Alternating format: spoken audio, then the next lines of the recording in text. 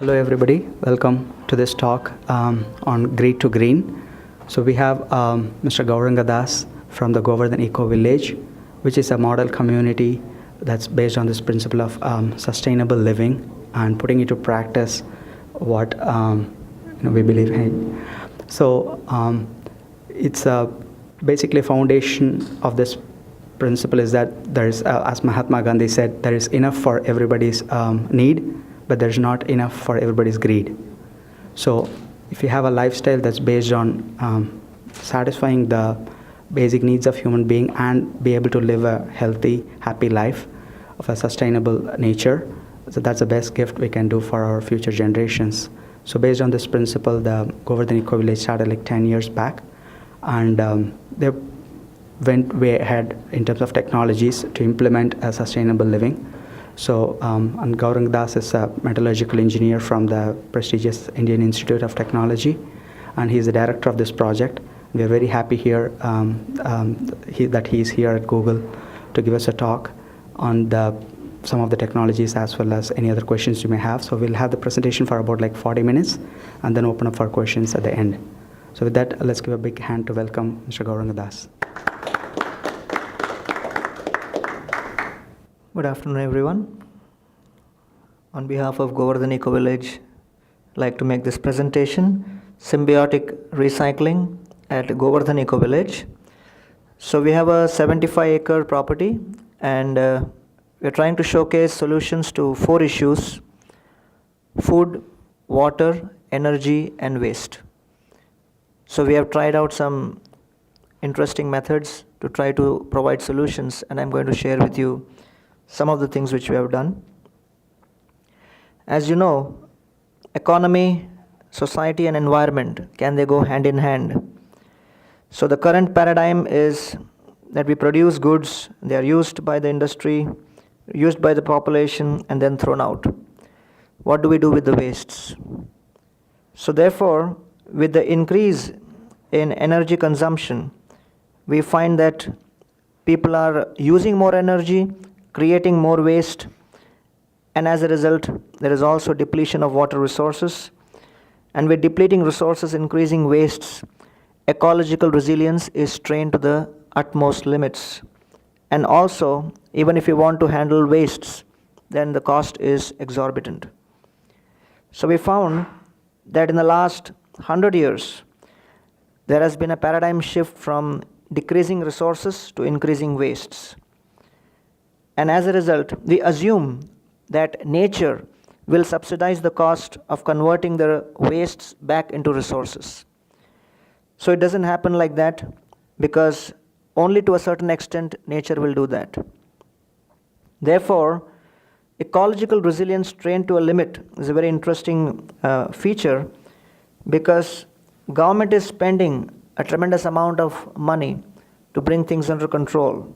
But we find that food costs are rising, air pollution is increasing, and we find that the transportation costs been increased. It becomes extremely difficult for solid waste to be transported, and what to speak of water, which is such a demand, and we find that water is being utilized for more and more activities, and the next crisis is seriously going to be that of water. So considering that, we are trying to figure out what is the root cause analysis of the problem. So we find that the root cause solution, the root cause is the irreversible conversion of resources into wastes. The concept we thought of, if we could devise a system by which the wastes could be converted back into resource, then the problem of increasing waste and decreasing resources could be solved, because we'll have a sustainable loop. Then ecological resilience trained to a limit. If the waste becomes a resource, then you will have a reversible system which is very close to nature, because that's what nature naturally does. And the increasing cost of waste handling would be irrelevant, because your waste is actually becoming a resource. So therefore, waste in definition is an object which neither in partial or totality contributes to the end goal of a system. So we have 2 kinds of waste: immediate waste and delayed waste. And therefore, we were trying to figure out a concept where the waste could actually become the resource for the next system. Then that second system produces a waste that, if it becomes a resource for the third system, then through this methodology, we'll have something called as symbiotic recycling, where every waste is becoming a resource. And in one sense, we are trying to remodel what naturally happens in nature. In nature, we go through this cycle, and this cyclical chain takes one system to the next system in a smooth, seamless fashion. We also find it in the water cycle and in the nitrogen cycle, where seamlessly one system just merges into the other system because the waste of one system becomes a resource for another system. So therefore, in a linear model, what we find is that the resource being consumed converts into waste.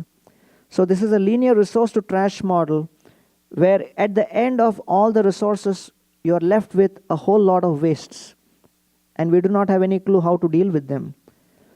Whereas in a system of symbiotic recycling, instead of the resource being converted to waste as a consumer, the resource actually converts into a waste, and waste 1 becomes resource 2.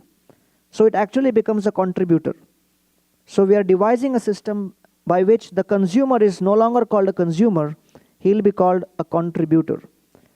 And therefore, this is the system which we are trying to apply in our eco-village, and I'll share with you the details very soon. So basically, sustainability is defined as the interface between bearability, viability, and equitability when social, environment, and economic factors interface. So when we are discussing the whole concept of sustainability, then human society, if it has to remain for long periods of time, has to be in this operating zone.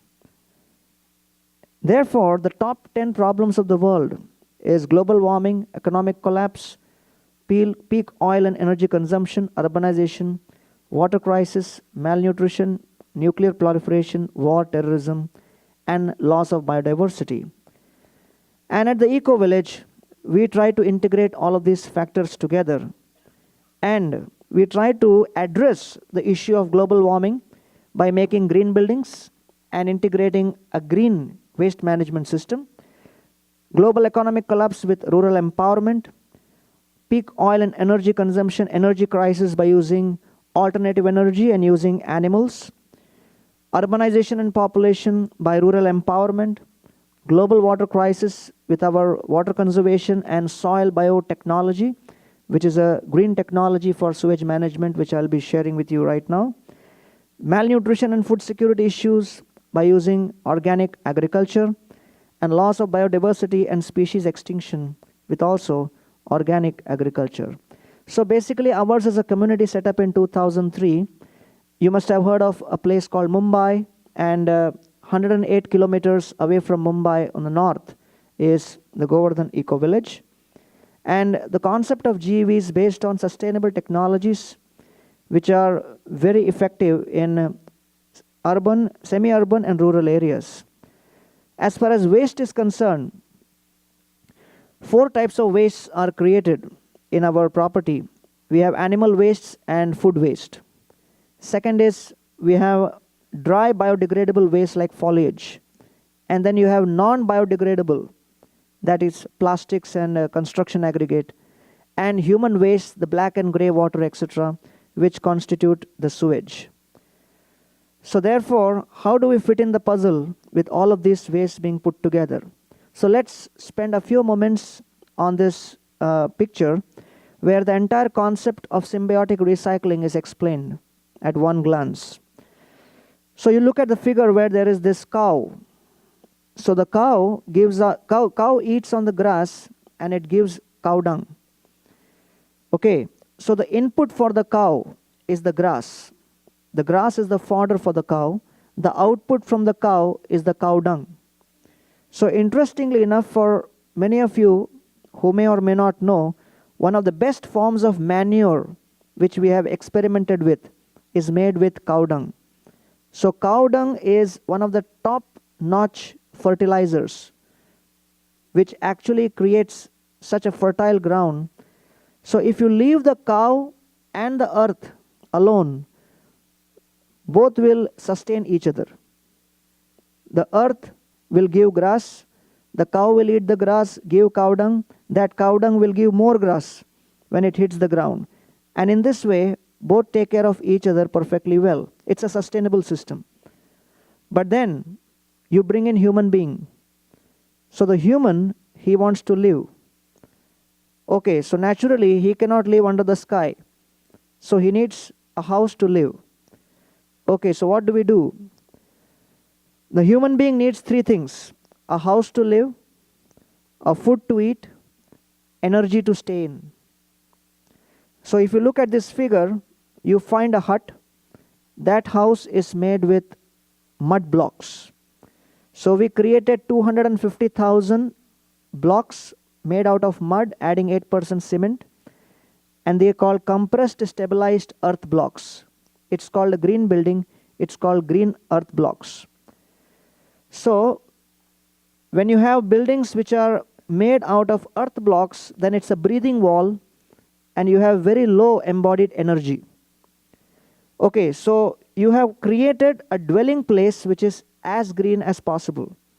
But then he also needs food to eat. Okay, so how does the food come?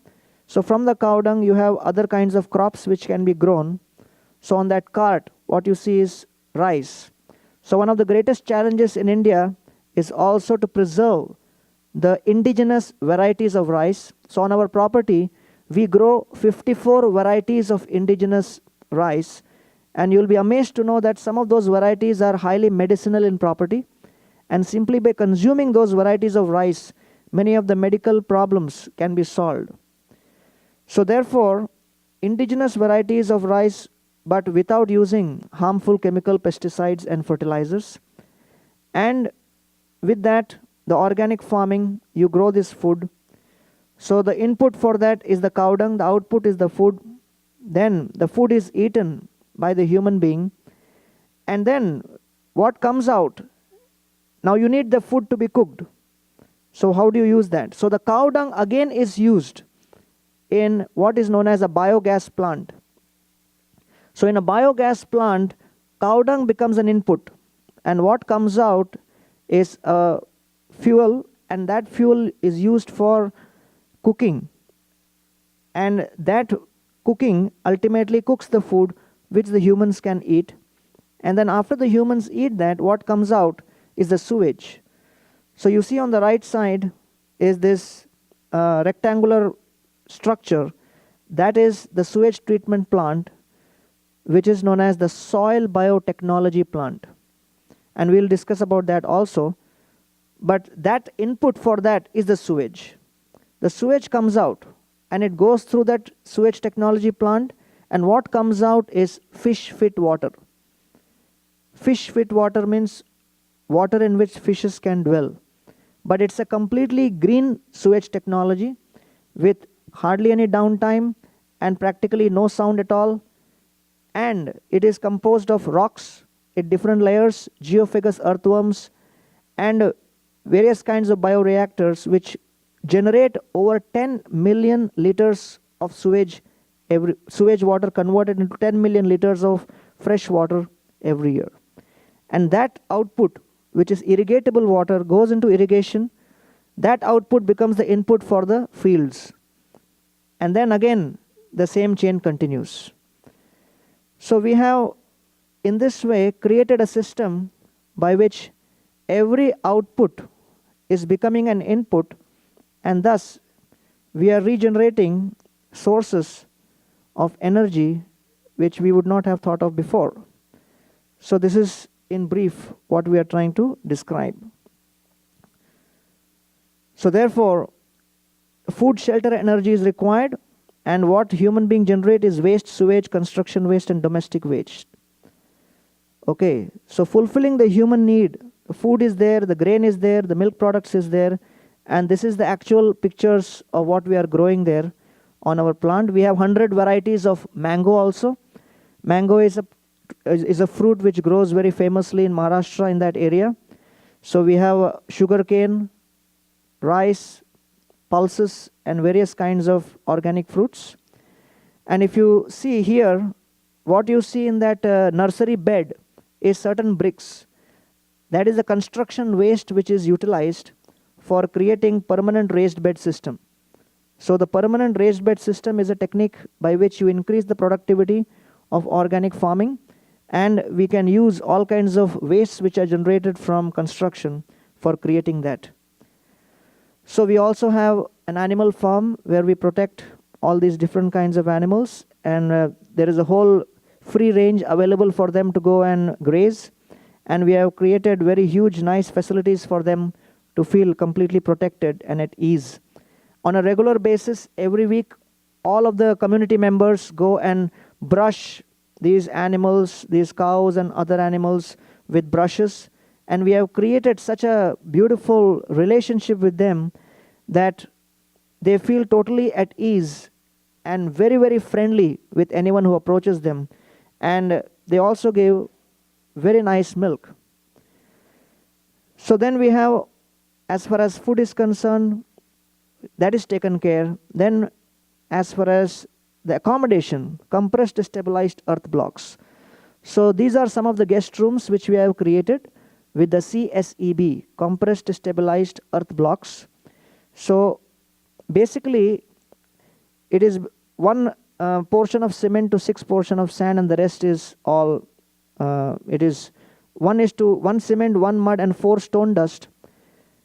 The difference between the energy consumed, you can see 72.3 megajoules per kg versus 0.275 megajoules per kg. A compressed stabilized earth block has such low embodied energy. So you are saving such a major amount of carbon footprint just by deciding not to utilize paint and plaster method for making walls. And thus we find that the energy we use is solar and biogas for cooking. These are some of the solar panels, and what you see on the right hand bottom side is what is known as a biogas plant. You see the bulls moving, so that is known as ADPM, animal driven prime mover. So it is connected to a gear system, and then it helps pump the water out, and that water is utilized for irrigating the fields nearby. And then we have handling of human waste, construction waste, and other construction material in nursery. And basically, recycling the non-biodegradable wastes is done in various ways. We use it for waterproofing of roof in construction, because for waterproofing you need many of these bricks which are broken and not in good shape. They are utilized for waterproofing of the roof. The dust which is generated during construction is used for making agarbatti or incense sticks made out of cow dung. So it's a cow product based small scale industry. Then, as I showed in the picture before, the bricks which are broken down can also be used for making permanent raised bed technology. Then many of these leaves and grasses which are part of biodegradable waste are used for mulching. Mulching is a technique by which you cover the plants around so that they get some kind of fertilizer, and at the same time the moisture which is there is retained. And the plastics and others are also used as, suppose cement bags are generated. So if the cement bags are there, we use them for composting and plant bags. We are reutilizing them that way. And some of the other wastes we use in the walls, for which we make cob. So cob house is actually mud house, but the walls can actually be filled with various kinds of wastes which are around, say bottles or tires or anything can be put inside and then covered over and plastered with mud. So a lot of wastes are also reutilized in the walls of the cob house. So in this way we are trying to use the non-biodegradable wastes in this fashion. Then we have the domestic waste and the food and cattle waste and other biodegradable waste. All that is used in composting because it can be composted and it can be used as manure for agriculture. So the whole community, it is very sensitive to separate all of these wastes because, as you know, the number one principle of waste management is separation at source. And if we do not separate at source, we cannot have a successful waste management plan. So therefore, this composting unit is utilized in organic farming. So it is used in biogas plant, and it comes from cow barn, organic farming, and community kitchen. These are the three sources of giving us animal waste and food waste inputs. So all of these three go into the biogas plant and give energy. The input is from these wastes. The output is energy, which is utilized for cooking. So this is a picture of that. And then we have the last, which is the sewage or the human waste, and that is recycled in what is known as the soil biotechnology plant. And the soil biotechnology plant is actually an IIT Mumbai patented plant. It is created by Dr. Biplav Patnaik, who is one of my classmates from IIT Mumbai. And I knew when he was doing his PhD in 1993-94, in that period. So Professor Shankar and Dr. Biplav Patnaik created this technology. And the principle is very simple. Water, by nature, regenerates. Even you don't drink water for few hours, you feel energy going down. So as soon as you start drinking water, you generate energy. As soon as the plants get water, they start generating. So water is a regenerating medium. Whereas the earth is best for degeneration, because the number of bacteria which are in earth is several hundred times more than the bacteria which is there in water. So therefore, the degradation and degeneration happens more effectively, more efficiently, naturally in earth than in water. So previously, all of the wastes would be actually dumped in the outside, and people would go in the out, and then they would respond to the call of nature. Then we had this flush-driven toilet system. So because of the flush-driven toilet system, we have water as the medium for transporting all of the gray and black water. So as a result, what do you do with all of that waste? So the statistics reveal that very few municipalities all over the world, city councils all over the world, take the trouble of actually processing that waste before they dump it into the ocean. So majority of the times it just goes, because the cost of handling that is enormous. So the thought behind SBT was that since you cannot now tell people to go out, they have to use the toilet. So as far as water-based gravity-driven sewerage system is concerned, that cannot be replaced. But what if that water which is brought through the sewerage system can finally be processed through a soil-based, earth-based purification system? So it is combining the ancient wisdom of using earth as a purifying medium with the modern usage of the flush toilet system. So then we have what is known as this SBT bioreactor. It goes into the SBT system, the human waste, and output which comes out is fish fit water, which is used for nursery and landscaping. Okay, so basically the SBT is very powerful system. Why? Because septic tank based system is many times it creates foul odor and it clogs, and then it spills over and creates lot of difficulties in rural areas especially. So here, when we have an SBT based system, so we have at least 10 million liter of water to be used for irrigation. Number two, the solid waste, it also creates photosynthetic biomass for internal use, which is like manure. So basically, this is how a schematic looks like.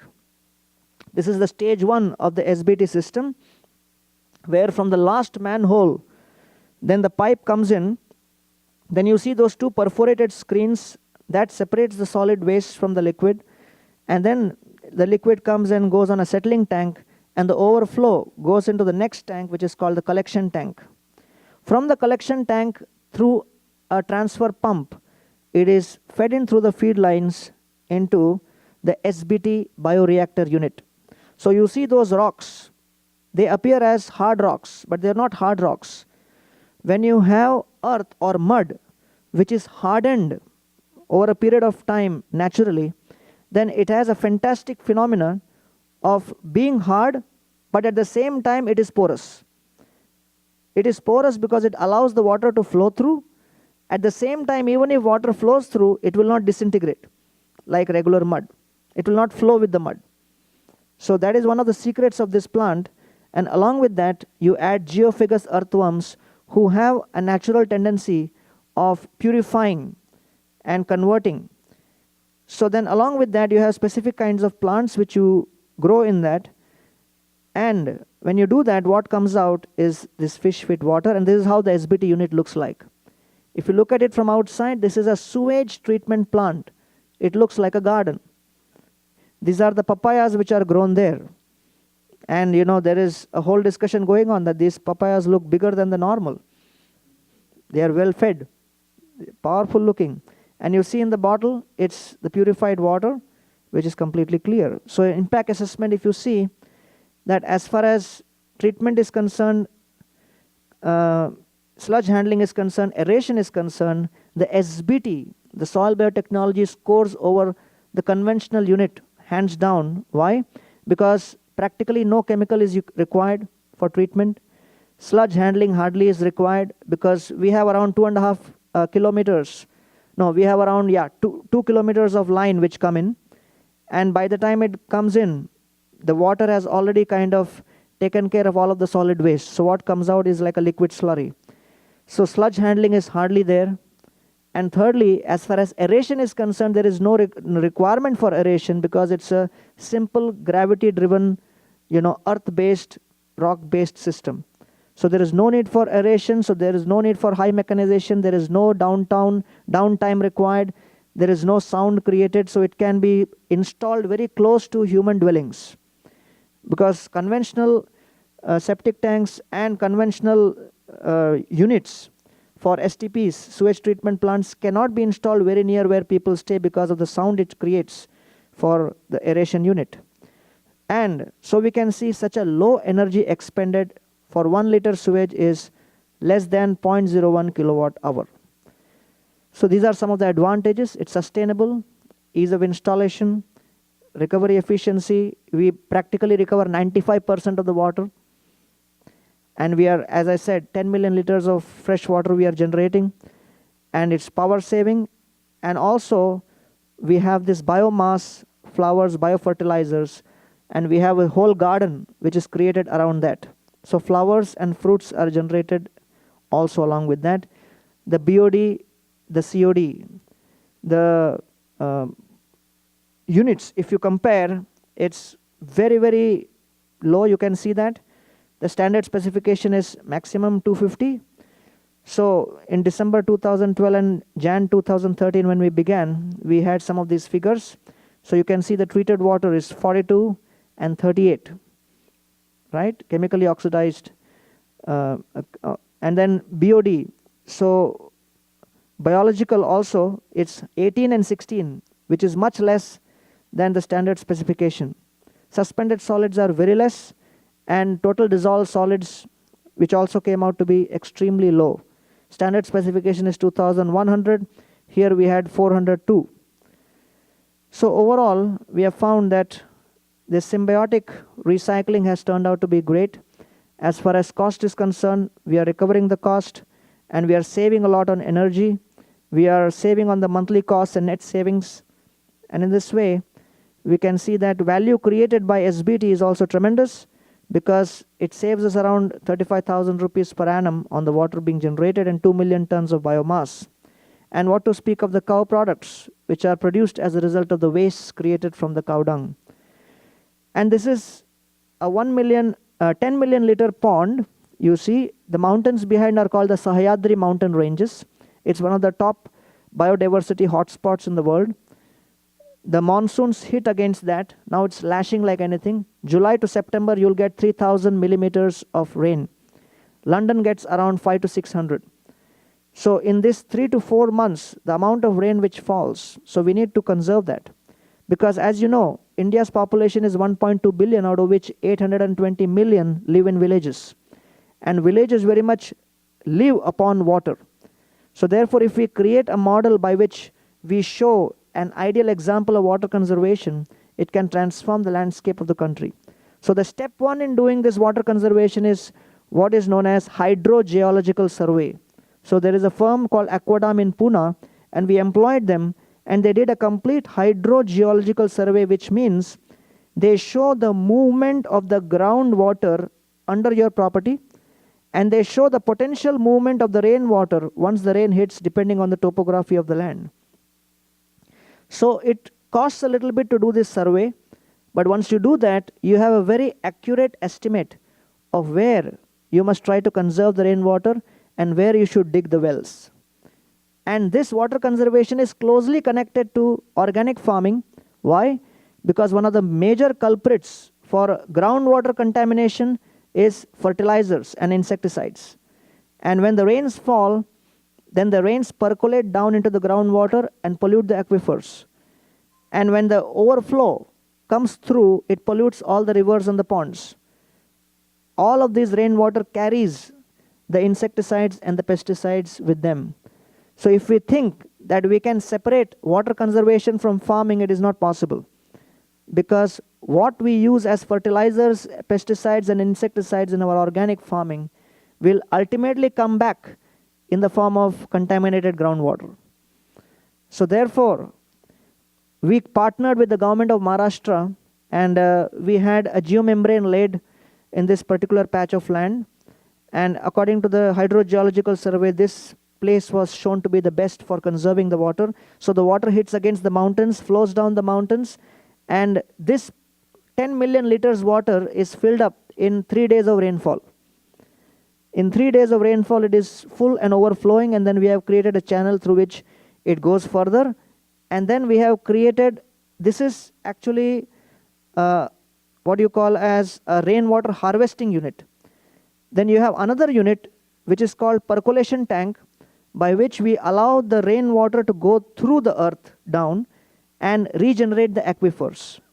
So all of the extra water from here goes into the other pond, and then that pond actually percolates down. And overall, in the last 4 years, we have seen that our groundwater levels have come up by 3 feet because of continuous percolation.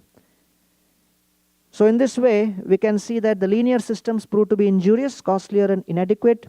Symbiotic systems are more efficient, and these systems which are implemented in GEV can be scaled up. And we are already in dialogue with FICCI, which is Federation of Indian Chamber Commerce and Industry, and CII, Chamber of Indian Industries, and also the government of Maharashtra. And we are trying ways and means by which this can be scaled up, and the example can be utilized in various other places. We have tried it to great success, and it is up to the government and the corporate agencies to utilize their resources to scale it up for the help of society. And the SBT is definitely a quite green and more effective than any other system. So these are some of the thoughts on Govardhan Ecovillage symbiotic recycling. Thank you.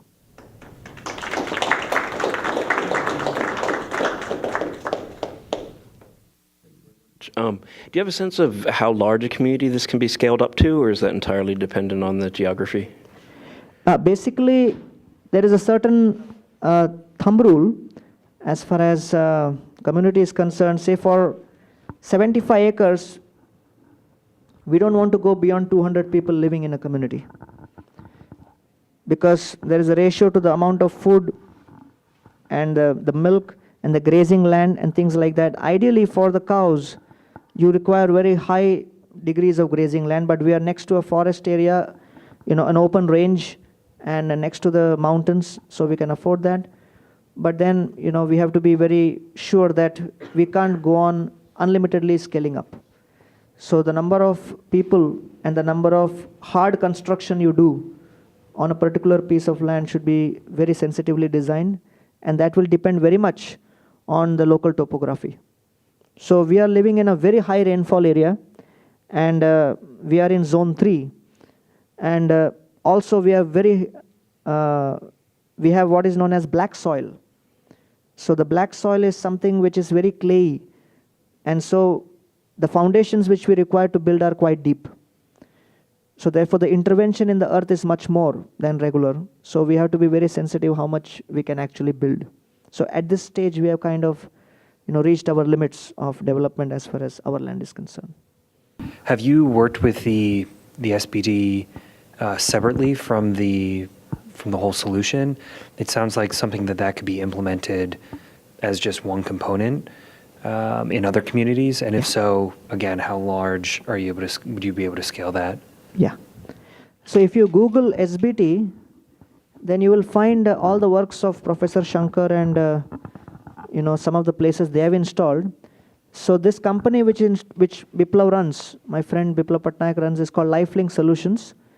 And Professor Shankar, he installed first in Bombay Municipal Corporation. So very much the city of Mumbai also installed part of that. One of the issues in the initial days was processing of chemical wastes. So they ran into issues with that. But now, after several years of scaling up and tweaking that system, currently they claim that they have dealt with it. And they are kind of confident of dealing with any kind of waste. So in one sense, in our community, it's kind of easier because we have certain protocols on not using chemical-based soaps and other kinds of stuff. So if you have a lifestyle paradigm which is connected to this, it becomes much easier. But still, I met some of the new vendors of the SBT, and they claim that they're ready for even direct chemical plants. So, but I personally have no experience, but looks like they have taken care of that. But probably you'll find more information on the net. But as far as we are concerned, it's definitely, we installed in 2011, now in 3 years, practically zero maintenance. Just we have one guy who just takes care of it. His job is to switch on the pump, switch off the pump, do a little bit of cleaning here and there. He grows his own farm there. He eats better food than many of us. So it's pretty impressive. I guess my question is, what are the cultural requirements for this to work? Because I'm trying to think, how would you, could you transpose this into the rural Midwest or something like that? And I'm skeptical. So what aspects of the human culture do you think are required? I think a deep sense of compassion and care for Mother Earth. If you have a deep feeling that we need to be sensitive, because when you care for someone, you are sensitive towards them. So if I feel that I care for Mother Earth, I want to be sensitive towards Mother Earth. And therefore, naturally, when you begin from that point, then all your priorities, all your plannings, all your implementation will then flow from there. So I think the concept basically is care. So taking that as the foundational principle, I think the implementation of this can be global. Probably the details may vary as far as, some of the types of construction you may make, or the kinds of food you may grow, or the kinds of animal you may take care. The details may differ, but in principle we are dealing with 4 things, as I said: food, water, energy, and waste. And we are showing how we can integrate all of this, because as soon as human beings come, they create waste. But how we combine all of this in such a way that the waste becomes a resource. So therefore, the details may differ based on the geography, based on the particular situation, the biodiversity of that place, the climatic zone in which it is, the earthquake zone in which it is. So probably some of the construction materials we use there may not apply here. But still, the whole idea is green construction. Right? The idea is low energy construction, and methodologies can be worked out based on the particular place. But the 2 concepts which I want to emphasize is care, and based on the principle of care, then we actually implement something sustainable. So why not? So we have the website called ecovillage.org.in.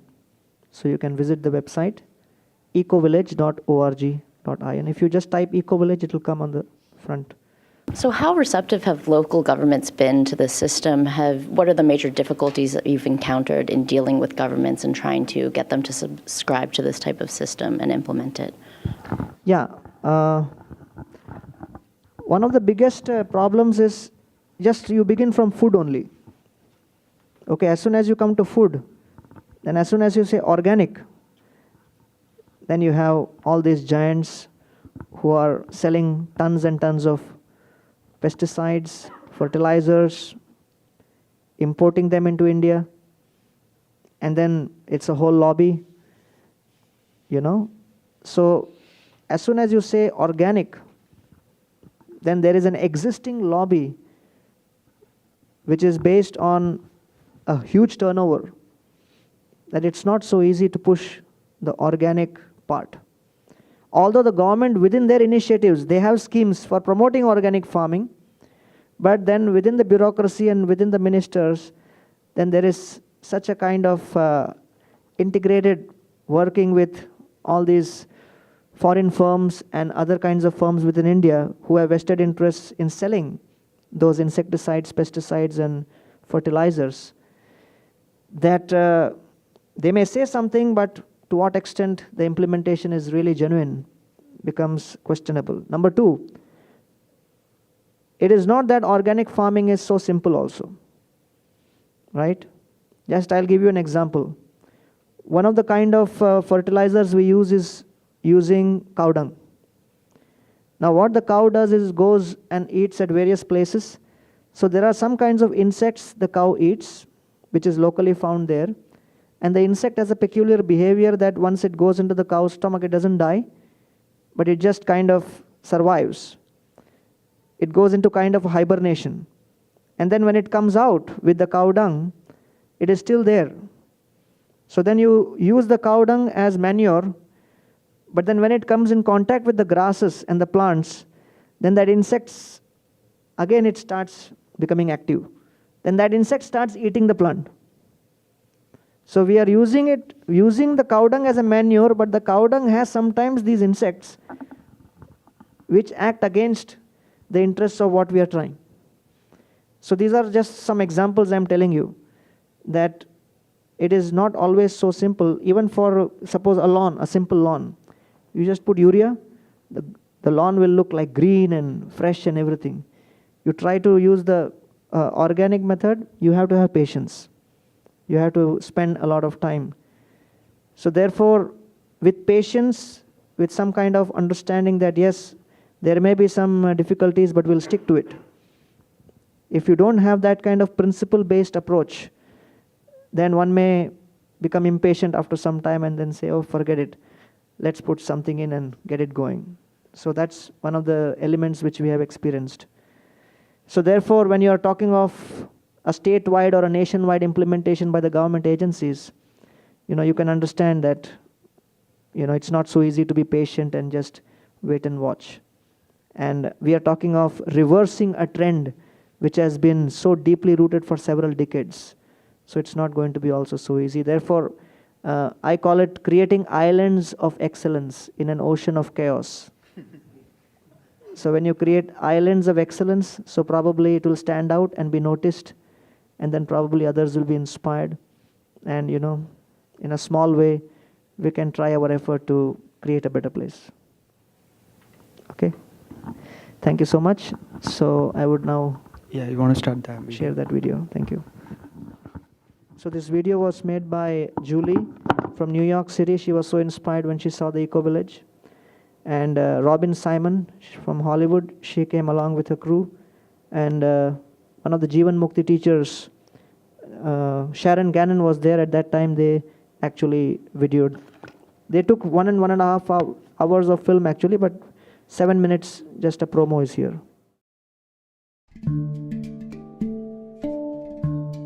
Govardhan Ecovillage is about 2.5 hours northeast of Mumbai in a very beautiful rural village area of Maharashtra.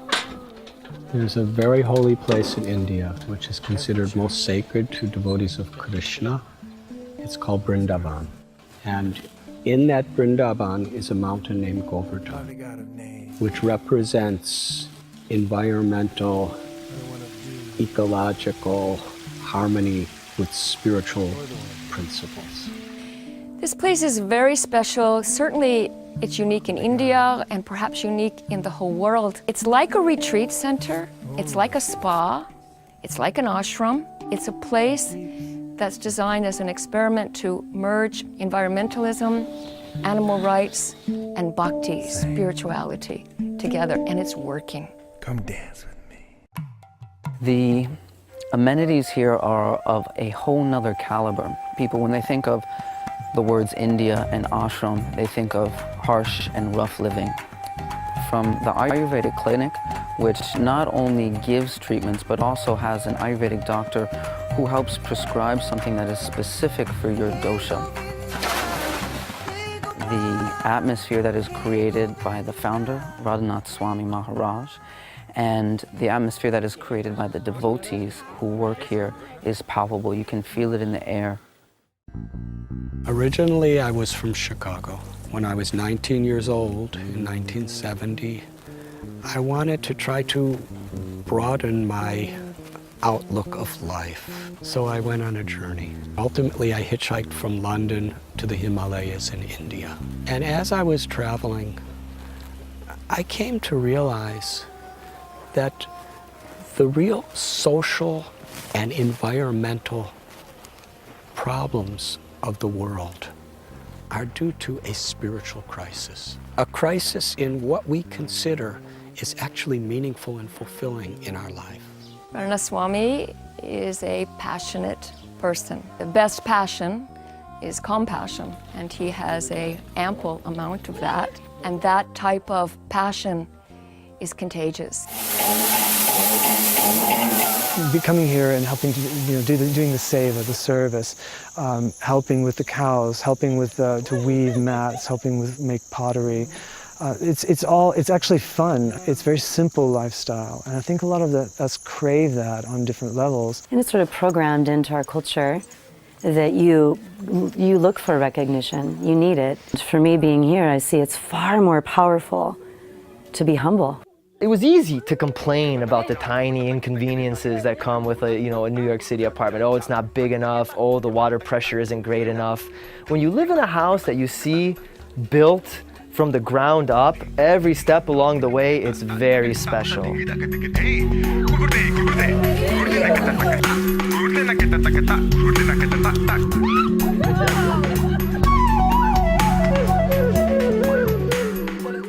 When people come here, we're trying to inspire an educational, experiential alternative of a fulfilling, meaningful, sustainable, healthy life. Apart from these jasmine flowers which you're seeing, he grows a lot of these ladyfingers, okra.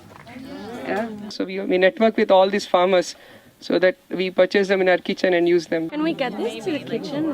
We can give them to the, And the inspiration of this project, Srila Prabhupada, he called this transformation simple living and high thinking. We get 3,000 millimeters of rain annually. So the rainwater hits against those mountains, the Sahyadri mountain ranges, and flows down and collects here. And it is sufficient water for us to irrigate our fields for up to 6 to 7 months every year. The majority of India's population, which is 1.2 billion, lives in the villages. So one of the very important requirements to develop a village is how can water be conserved. The process begins here. As you can see, the raw sewage is falling and there are some screens. The first chamber is called screen chamber, where we are trying to separate floating solids. This is the raw water where we began, and this is the treated water.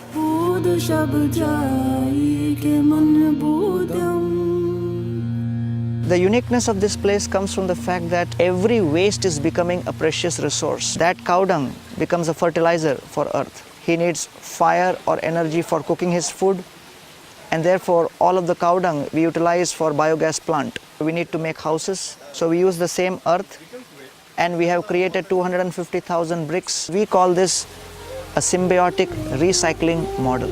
Flushing your toilet, you are contributing to the growth of a papaya. You are contributing to the growth of flowers.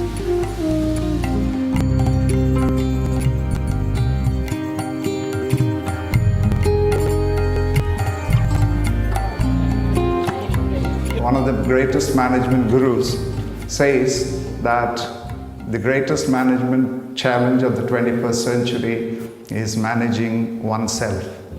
Many corporate heads are having seminars and retreats here. And they also see alternative ways by which they could focus their own corporations and feel a real sense of responsibility to humanity. The thing I'm most compelled to do when I get home is really a seva. It's service. It gets us out of being so self-absorbed. I always had too much. And now I want to have a simple life, like here.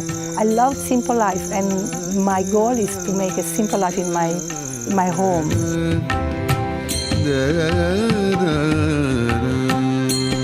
And if we just refocus our energies with these values, we could transform the world. Every step that I take, a dance for you, a dance for you.